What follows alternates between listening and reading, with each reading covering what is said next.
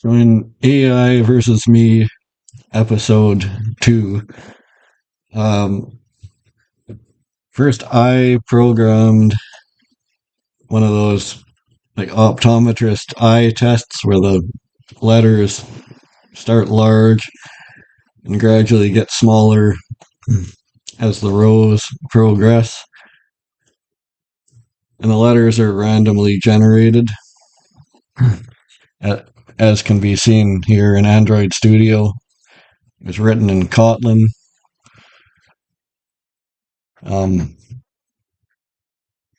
So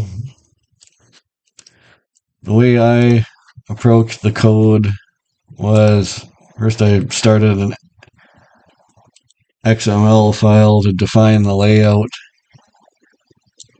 So every letter is kind of painstakingly placed as a text view within a linear layout. So there's 4 linear layouts within one constraint layout. So I had to basically add the programmatic reference to all of those, basically to an array list of text views.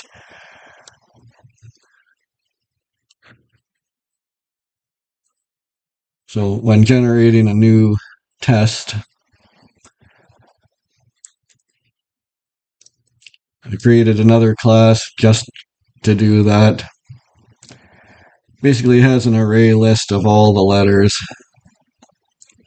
and then shuffles that list and returns that list for use in the AI. The UI, sorry, my brain is scrambled by the fact that I'm competing against the AI. It's a pretty standard approach.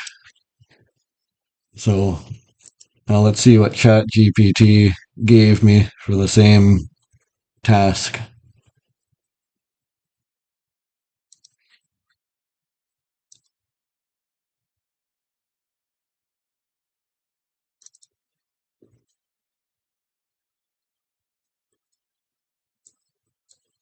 So ChatGPT did not divide it into separate classes and therefore files. It's just all in one. But it did it in a pretty concise way.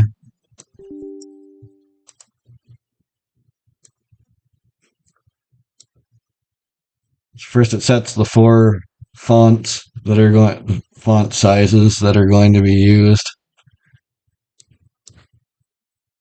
And it loops through those and creates a row using that font size. It's one of the interesting things they did here is they made one of these, I guess you would call it an inner function.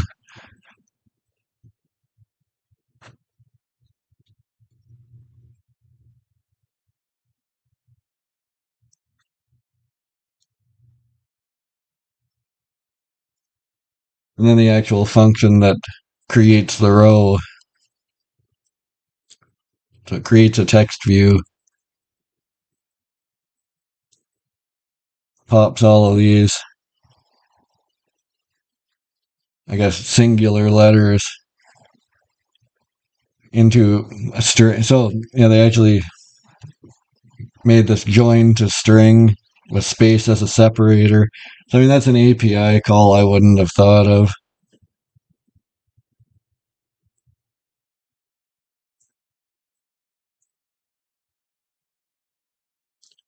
So they set the text of the text view, and the size is set to the font size, which is passed in. Typeface and alignment, just, center. It makes sense. I didn't even take any of that stuff into account because I just used the XML file to define what the UI was going to look like. Anyway, if we run, this is going to take a while.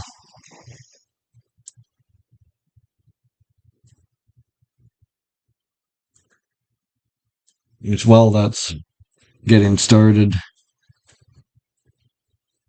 The code didn't just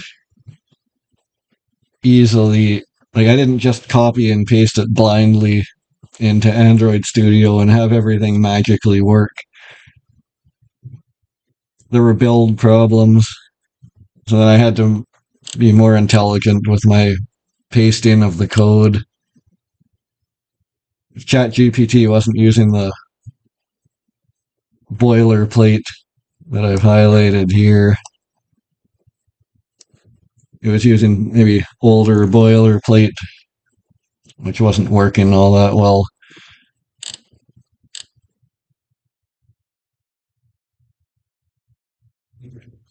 So I already summed it up in my short video, but yeah, the AI's code is, I guess you would say, neater. More idiomatic Kotlin, API calls that I wouldn't have thought of. Various Kotlin features like these inner functions. The disadvantage, like I said, I couldn't just build pasted straight in there. I needed to massage it to have the normal boilerplate that Android Studio comes up with these days.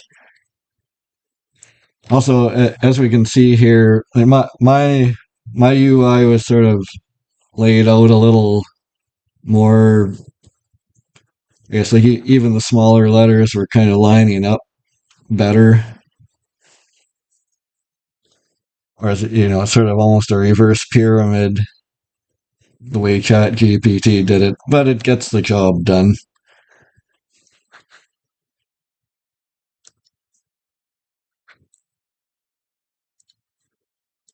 So yeah, I would say, like I said in the short video,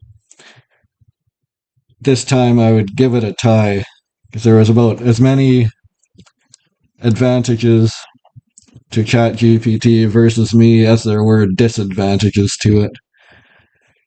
Maybe in a future episode I'll try something maybe simpler than Android Studio, command line application, or something where there isn't complicated boilerplate and complicated like build files. Because it's hard for ChatGPT to get all that stuff right. Yeah. Till next time, stay safe and have fun.